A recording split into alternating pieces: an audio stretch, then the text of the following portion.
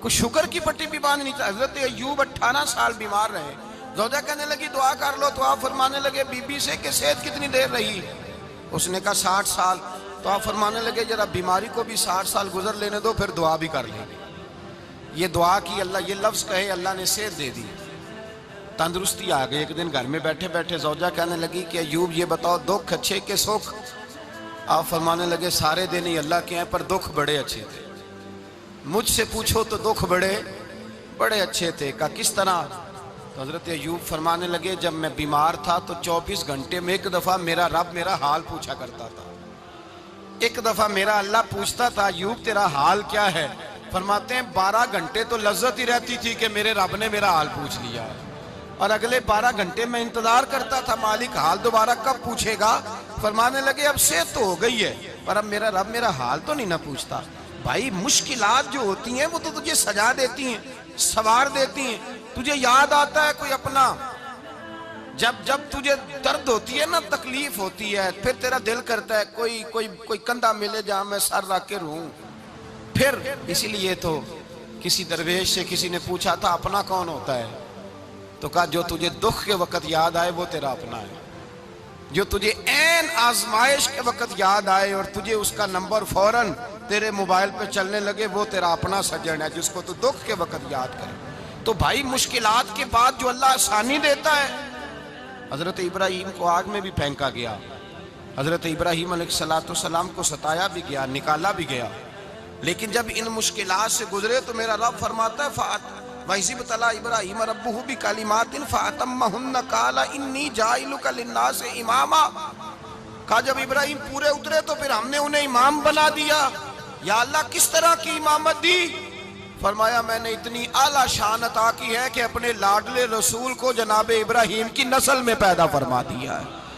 میں نے مصطفیٰ کو ان کی نسل میں پیدا کر دیا، قیامت تک کے لیے ان کا وقار بڑھا دیا. اللہم صلی علی محمد وعلی آل محمد کما صلیت علی ابراہیم وعلی آل ابراہیم. ان کی عظمت بڑھا دی اس لیے کہ جب وہ آزمائش سے گزر کر کے آئے پھر جو آسانی دی. میرے نبی پاک صلی اللہ علیہ وسلم نے دین ابراہیمی کی بہت ساری چیزوں کو رکھا. کہا میں ملت ابراہیمی پہ ہوں. جب کوئی مشکلات کو عبور کر کے آتا ہے، جب کوئی تکلیفیں سہ کر کے آتا ہے، اس کے لیے جو اجر ہوتا ہے، اس کے لیے جو پھر اللہ کتنی ذرا بڑی توجہ کیجئے گا. لوگ سمجھتے ہیں فلاں آدمی مشکل میں ہے تو شاید مشکل میں ہی رہے گا، فلاں آزمائش میں ہے تو شاید میرا اللہ فرماتا ہے ایک مشکل دے کے میں 2 آسانیاں بھی دوں گا. تم مشکل دیکھ رہے ہو، مشکل نہ دیکھو، وہ جو اس کو بعد میں آسانی آنے والی ہے، اور ڈبل جو میں اس پر نعمت کرنے والا ہوں اس کو دیکھو. حضرت یوسف کو بھائیوں نے کنویں میں ڈال دیا تھا، اور جب کنویں سے نکلے تو مصر کے بازاروں میں بکے، اور پھر زلیخا نے الزام لگایا تو حالات بگڑ گئے. حضرت یوسف کو جیل جانا پڑا. کتنی کٹھن زندگی تھی، لیکن میرے مالک کو کچھ اور ہی منظور تھا. کنویں میں گرنے والے، بازار میں بکنے والے، جیل میں جانے والے، الزام لینے والے جناب یوسف کو رب کریم نے اسی مصر کا بادشاہ بنا دیا. اللہ پاک نے اسی مصر کا حکمران بنا دیا. یاری تیری سونا ہے پر ازمیشاں تیریاں اگ. اے سونا پرکھیا جاوندہ ہی پہلو نال اگاں دے لگ. اس کے لیے تھوڑا سا جتن کرنا پڑتا، تھوڑے کٹھن حالات سے گزرنا پڑتا، تھوڑی آزمائشوں کا روپ دیکھنا پڑتا. ہم چاہتے ہیں کہ ہمیں چھیڑے کوئی نہ کوئی تکلیف نہ آئے، کوئی آزمائش. یہ ہو نہیں سکتا میرے بھائی. نامی کوئی بغیر مشقت نہیں ہوا. 100 بار جب عقیق کٹا تب جا کر نگی ہوا. ہم چاہتے ہیں کہ ہمیں کچھ بھی دقت نہ آئے، مشکلات نہ آئے. اور مشکلات تو انسان کو سنوارتی ہیں بھائی، وہ تو نکھارتی ہیں. کبھی پوچھا کرو جا کر کے کسی گندم کے دانے سے کہ تو کہاں سے ہو کے آیا ہے، کہاں سے نکل کے آیا ہے، تو وہ بتلائے گا کہ بڑے مشکل مراحل سے گزرا ہوں اور پھر اللہ نے مجھے طاقت دی ہے کہ میں انسان کے وجود کا حصہ بناؤں. تو بھائی کٹھن مراحل، آزمائشیں، تکلیفیں یہ انسان کو بڑا انسان بنا دیتی، یہ اس کے لیے ترقیوں کا پیش خیمہ ہوتی. ہمارے جوان پریشان ہو جاتے ہیں، عورتیں خاص کر کے اس بات پہ توجہ کریں، وہ بڑی جلدی غم لے جاتی ہیں. وہ کہتی ہیں جانے میرا کچھ ہوگا ہی نہیں، جانے میرا کچھ ہو ہی نہیں سکتا. میرے بھائی درجنوں اور بیسیوں لوگ ایسے ہیں جن کی اولادیں نہیں تھی لیکن نام ان کا ان سے بھی زیادہ ہے جو بڑے بڑے صاحب اولاد. حضرت خواجہ معین الدین اجمیری کو جانتے ہیں آپ لوگ؟ نہیں، جو جانتے ہیں وہ بولیں جانتے ہیں جی؟ لو جی، کافی سارے جانتے ہیں، تھوڑے جی رہ گئے نا بابا۔ جانتے ہیں نا خواجہ صاحب کو؟ ان کے کسی بیٹے کو جانتے ہوں؟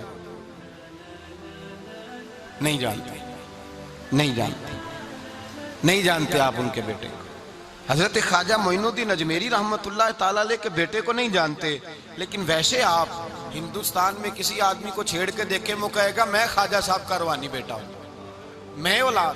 حضرت غوث اعظم رضی اللہ تعالیٰ عنہ کی اولاد کو کم لوگ جانتے ہیں، لیکن آپ ویسے کسی کو پوچھ کے دیکھیں 11ویں والا پیر کون ہوتا ہے، ہر آدمی ہاتھ اٹھا کے بتائے گا خدا کے فضل سے ہم پر ہے سایہ غوث اعظم کا، ہمیں دونوں جہاں میں ہے سہارا غوث اعظم۔ لوگ جھوم کے بتلائیں۔ میرے بھائی، یہاں لوگ پریشان ہو جاتے ہیں کہ اولاد ہوگی تو یہ ہوگا، فلاں ہوگا تو یہ ہوگا۔ بھائی ایسی کوئی بات نہیں۔ میرے پاس پیسے ہوتے تو میرا ابا بیماری سے فوت نہ ہوتا۔ جو مالدار ہوتے ہیں تو کیا وہ بچ جاتے ہیں؟ حضرت اسرائیل انہیں چھوڑ جاتے ہیں؟ او خدا کے بندے، تو کیسی بات کر رہا ہے؟ یاد رکھ، یہ جو آزمائشیں ہوتی ہیں، یہ جو تکلیفیں ہوتی ہیں، یہ جو تھوڑے سے مشکل حالات ہوتے ہیں۔ حضرت یونس علیہ السلام کی دوستی ہوگی حضرت جبریل امین سے، تو جناب جبریل ملنے آئے۔ حضرت یونس علیہ السلام فرمانے لگے جبریل میرا دل کرتا ہے مجھے اس بندے کی ملاقات کرا جو اللہ کا سب سے زیادہ عبادت گزار بندہ ہے۔ حضرت جبریل امین لے گئے دور دور فلسطین کے علاقے میں، اور لے جا کر ایک بندے سے ملاقات کرائی جس کی دونوں آنکھیں بھی کوئی نہیں تھی، دونوں بازو بھی کوئی نہیں تھی، دونوں پیر بھی کوئی نہیں تھی، اور اس بندے کی زبان پر لفظ بڑا کیا جاری تھے، یا اللہ تیرا شکر ہے، یا اللہ تیرا، بول کے کہیے، یا اللہ تیرا، اے اللہ تیرا شکر ہے۔ شکر شکر کر رہا تھا۔ حضرت جناب سیدنا یونس علیہ السلام کہنے لگے میں نے تجھے عبادت گزار کو ملانے کو کہا تھا، تو کہاں لے آیا؟ تو حضرت جبریل کہنے لگے یا یونس، یہ ہر چیز جانے کے باوجود اپنے رب کی رضا پہ راضی ہے۔ اس وقت دنیا میں نبیوں کے بعد جس سے اللہ سب سے زیادہ پیار کر رہا ہے وہ یہی بندہ ہے، یہ اپنے رب کی رضا پہ راضی ہے۔ اے تن میرا کنگی ہووے تے میں زلف سجن دی باواں، تے پوش میرے دی جتی بن جائے تے میں یار دی قدمی آواں، مارو مارو مینو مار مکاؤ کوئی عذر نہ پیش لے آواں، تے جے سونا ہی میرے دکھ وچ راضی، جے سونا ہی میرے دکھ وچ راضی، جے سونا ہی میرے دکھ وچ راضی، تے میں سکھ نو چلے ڈاواں۔ مالک کی جب اس حال میں راضی ہے تو بس ٹھیک ہو گیا، ٹھیک ہو گیا۔ وصل اچھا ہے نہ فراق اچھا ہے، بس جس حال میں محبوب رکھے وہی حال اچھا ہے۔ بس جس حال میں انہوں نے رکھا بات ٹھیک ہو گئی۔ اس میں اب انسان شکوہ کرتے پھرے کہ یہ کس طرح ہے، وہ کس طرح، اپنے آپ کو مطمئن رکھا ہے۔ مشکل کے بعد جو آسانی حضرت لقمان حکیم، ان کے نام پر قرآن مجید کی پوری سورت ہے۔ حضرت لقمان حکیم علیہ رحمہ آپ اپنے بیٹے کو نصیحت کر رہے تھے، کہنے لگے بیٹا کو مشکل آئے تو گھبرانا نہیں، کوئی مشکل آئے تو کرے بیٹوں کو سمجھ آ جائے کہ مشکل آئے تو، سمجھ آ رہی ہے بات کی، مشکل آئے تو۔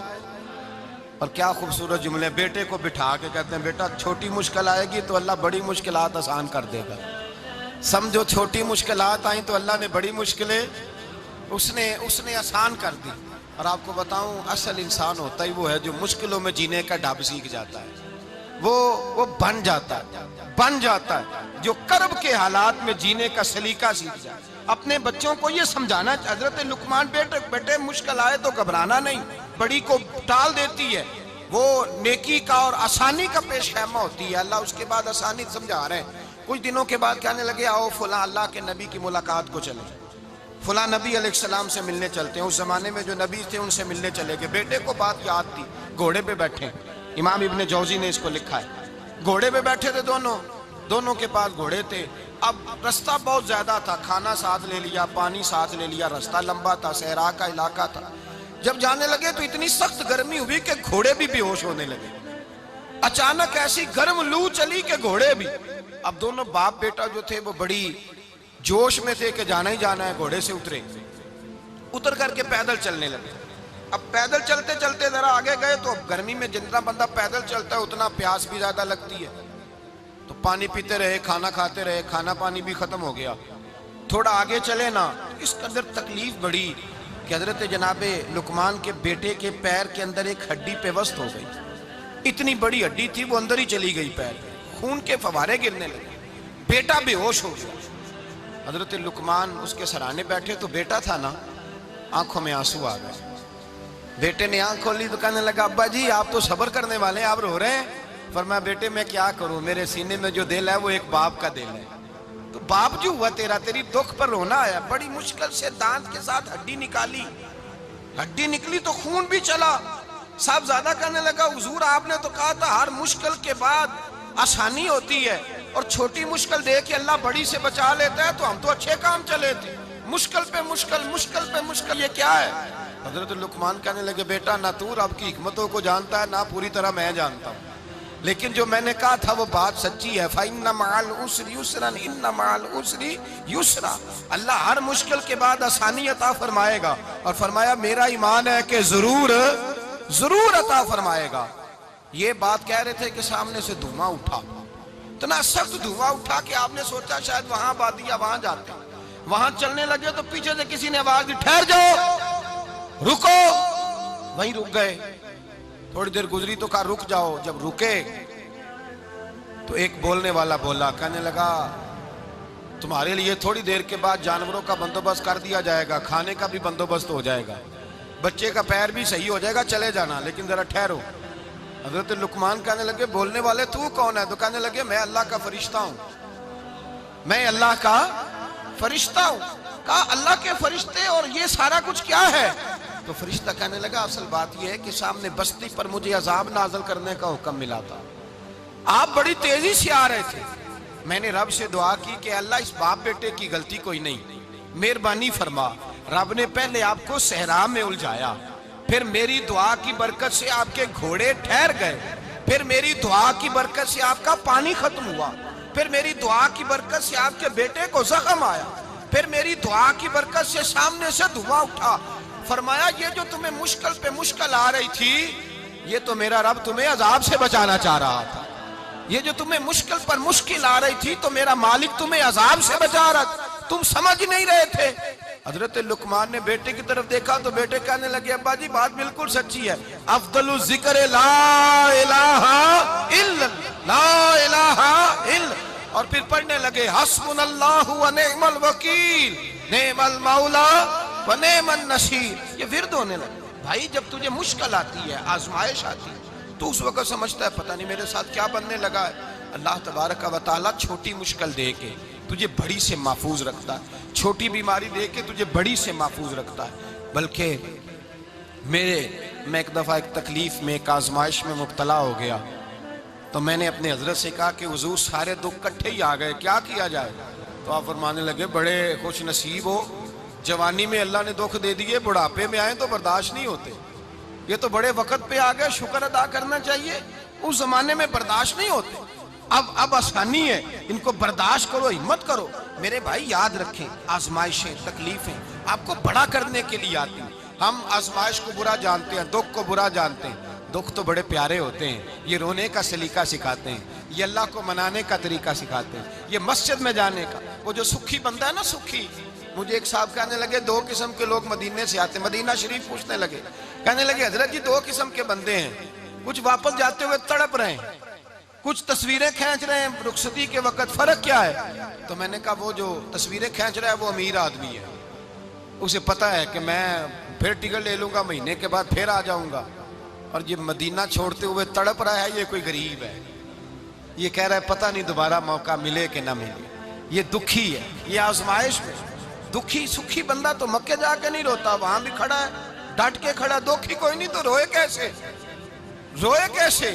دکھیے دی گل دکھیا ہی جانے، دکھیے دی گل، کیا خوبصورت لفظ ہے میاں صاحب کی، اور لفظوں میں حسن دیکھے، کہنے لگے دکھیے دی گل اے دکھیا ہی جانے، تے سکھیے نو کی خبراں، تے یار جنہاں دے موت نے مارے روندے نہیں تک تک قبراں۔ یہ مشکل مرحلہ ہوتا ہے، جب انسان تکلیف میں ہوتا ہے پھر اسے احساس ہوتا ہے، اور تکلیف والے کو ہی تکلیف والے کی تکلیف کا احساس ہوتا ہے۔ جب آپ کو اللہ مشکل دیتا ہے تو سمجھ لیں رب آسانی دینا چاہ رہا ہے، جب تیز دھوپ آتی ہے تو سمجھ لیں اللہ گرم ہوا گزار کے ٹھنڈی بارش برسانا چاہ رہا ہے، اور جب چاروں طرف سے گھٹن ہو، پنجابی میں کہتے ہیں گمہ لگ جائے، تو پھر سارے بول کے کہتے ہیں اب جو طوفان آئے گا وہ سخت ہی آئے گا، اس لیے کہ گھٹن جتنی زیادہ ہوتی ہے پھر فضل بھی اتنا. جن لوگوں نے تکلیفیں زیادہ سہی تھی رب نے عزتیں بھی زیادہ ہی عطا فرمائی. جن لوگوں نے تکلیفیں زیادہ سہی نا انہیں اللہ نے درجہ بھی. حضرت بلال حبشی نے بڑی تکلیف سہی، مارا کرتا تھا امیہ، بڑا مارتے تھے، اتنا مارتے تھے کہ موٹے، آپ نے کبھی دیکھے ہیں دیہاتوں میں موٹے موٹے پائے ہوتے تھے چار پائیوں کے، موٹے موٹے پان کی چار پائیاں اور بڑی چار پائیاں کافر بچھا کے بیٹھ جاتے اور حضرت بلال حبشی کے پیر ان کے نیچے رکھ دیتے، ہاتھ ان کے نیچے رکھ دیتے، آگ لوہا گرم کر کے اس کے اوپر ننگے بدن لٹا دیتے. مکے نے بڑی آزمائشیں دیکھی، پھر اسی مکے نے مدینے نے عجیب رنگ دیکھا کہ میرے نبی معراج سے واپس آئے اور حضور نے عظمت دی. فرمایا بلال یار تیرا بڑا مقام ہے، تو مدینے میں چل رہا تھا اور میں جنت میں تیرے قدموں کی آواز سن رہا تھا. کتنا تیرا مقام ہے، کتنا تیرا درجہ ہے، میں وہاں تیرے چلنے کی آواز سن رہا تھا. حضرت ابو بکر صدیق رضی اللہ تعالیٰ عنہ نے اس زمانے میں حضور کی نوکری کی جب دوسرا جانثار کوئی نہیں تھا. سارے لوگ تانے دیتے، کہتے ابو بکر تو اکیلا ہی سیاںا ہے، سارا مکہ مخالفت کرتا ہے، تو جان ہی نہیں چھوڑتا، سارا زمانہ مخالفت کرتا. ابو بکر صدیق نے مال بھی دیا، جان بھی دی، شہزادی حضرت عائشہ بھی دی حضور کی خدمت میں، ہر چیز لٹا دی. دنیا کو پتا اس دن چلا جس دن میرے رسول پاک صلی اللہ علیہ وسلم مسجد نبی میں بیٹھے تھے، درجنوں صحابہ تھے. حضور نے فرمایا ابو دردہ کو تو بلاؤ. جناب ابو دردہ حاضر ہوئے تو کہتے ہیں حضور کا چہرہ دیکھا تو ناراضگی ہے چہرے پہ. میں نے دیکھتے ہی کہا حضور آپ مجھ سے ناراض ہیں؟ حضور نے فرمایا ہاں میں ناراض ہوں. جب یہ لفظ کہے تو میں کانپنے لگا، حضور ناراض ہو گئے. میں نے کہا یا رسول اللہ میری غلطی. تو نبی پاک نے فرمایا تو میرے ابو بکر کی عظمت نہیں جانتا؟ حضور جانتا ہوں. حضور کیا ہوا؟ نبی پاک نے فرمایا کل تو گلی میں گزر رہا تھا، ابو بکر بھی گزر رہا تھا، تو نے سوچا ہی نہیں تو میرے ابو بکر کے آگے آگے چل رہا تھا؟ یہ خیال ہی نہیں آیا، تجھے پتا نہیں کہ جس نے میرے ساتھ نیکی کی میں نے بدلہ چکا دیا ہے. ابو بکر کا بازو تھام کے اللہ کی بارگاہ میں لے جاؤں گا، میرا رب بھی اسے بدلے عطا فرمائے گا. یہ عظمت، یہ شان، یہ بلندی اور رفعت مشکلات سے گزرنے کے بعد ملی. میرے نبی پاک صلی اللہ تعالیٰ علیہ وسلم کے ساتھ مولا کائنات شیر خدا حضرت علی نے 9 سال کی عمر سے وفات شروع کی اور تا دم آخری حضرت علی نے وفا کی مصطفیٰ سے. کٹھن مراحل سے گزرے، کٹھن مراحل سے. حضرت علی کہتے ہیں میں ہر جنگ میں ہر جہاد میں ساتھ تھا، پر جس دن مکے اور مدینے سے آنے والوں کو حضور بھائی بھائی بنا رہے تھے، مہاجر اور انصار کو بھائی بھائی بنا رہے تھے. فرماتے ہیں میں تنہا کھڑا تھا، کوئی کسی کا بھائی بن گیا، کوئی کسی کا بھائی بن گیا، میں اکیلا کھڑا تھا اور میں سوچ رہا تھا کہ یار میں کدھر جاؤں. کہتے ہیں میں اس حد تک آیا کہ میرے آنسو بہنے لگے، لیکن میری مشکلات کو آسانی تب ملی جب مدینے کے چاند دھیرے سے اٹھے، میرے قریب آئے، میرا بازو تھاما اور فرمایا علی باقی سارے بھائی بھائی بن گئے ہیں، انت اخی فی الدنیا والآخرہ، تو میرا بھائی ہے، دنیا میں بھی میرا بھائی ہے، قیامت کے دن بھی میرا بھائی ہے. حضور نے اعزاز دیا اور غدیر خم کے موقع پر حضرت علی کا بازو تھام کے کھڑا کر کے حضور نے فرمایا من کنت مولا ہوں فہذا علی مولا. فرمایا جس کا میں مولا ہوں اس کے علی بھی مولا ہے. محبوب پاک سید عالم صلی اللہ علیہ وسلم نے جن لوگوں نے مشکلات برداشت کی پھر ان کو اعزاز ملا، ان کو درجے ملے، ان کے لیے جو آسانی. حضرت عثمان غنی نے صحابہ میں سب سے زیادہ مظلومیت کاٹی، سب سے زیادہ مظلومیت. 40 دن پانی بند رہا، کھانا بند رہا، تکلیف اور آزمائش کا وقت ہوا. امام جلال الدین سیوطی رحمت اللہ تعالیٰ علیہ الحاوی للفتاوی میں لکھتے ہیں، کہتے ہیں جب حضرت عثمان غنی پر کھانا اور پانی بند تھا، ایک شام حضرت عبداللہ بن سلام ملنے گئے. اس شام، اس صبح جس شام حضرت سیدنا عثمان غنی شہید ہوئے، جناب عبداللہ ابن سلام کہنے لگے عثمان تیرا کیا حال ہے، کس پوزیشن میں ہے؟ تو کہتے ہیں جناب عثمان غنی کہنے لگے عبداللہ آج میں بڑا سکھ میں ہوں. کہا 40 دن بیت گئے، کھانا نہیں آیا، پانی نہیں آیا، تو آج کیوں سکھی ہو؟